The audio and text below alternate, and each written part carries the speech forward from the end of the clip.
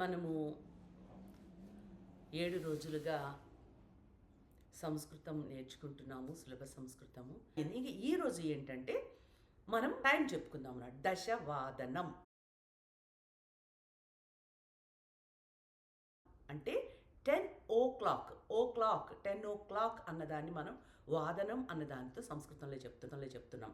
సార్ధ దశవాదనం 10:30, సపాద దశవాదనం 10:15, పాదోన దశవాదనం 9:45, పంచాధిక దశవాదనం 10:05,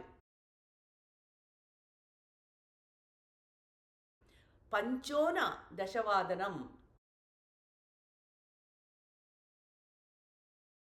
5 to 10, 5 నిమిషాలు తక్కువ, అక్కడ 5 నిమిషాలు ఎక్కువ అంటే పంచాధిక అన్నాము, 5 నిమిషాలు తక్కువ అంటే పంచోన అన్నాం అనమాట. టైం కోసం చెప్పుకున్నాం. ఇంకా ఇప్పుడు ఏకం, ద్వే, త్రీణి, చత్వారి, పంచ, షట్, సప్త, అష్ట, నవ, దశ, ఏకాదశ, ద్వాదశ, త్రయోదశ, చతుర్దశ, పంచదశ, షోడశ, సప్తదశ, అష్టాదశ,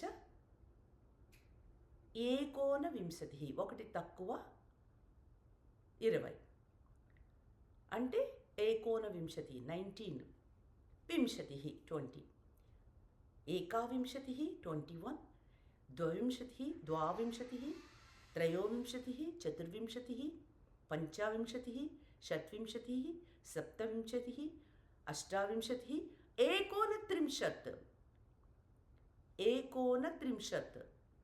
అంటే ఒకటి తక్కువ 30, 29, త్రింశత్ 30. ఇక్కడ వరకు నేర్చుకోండి. ఇంకా వారాలు.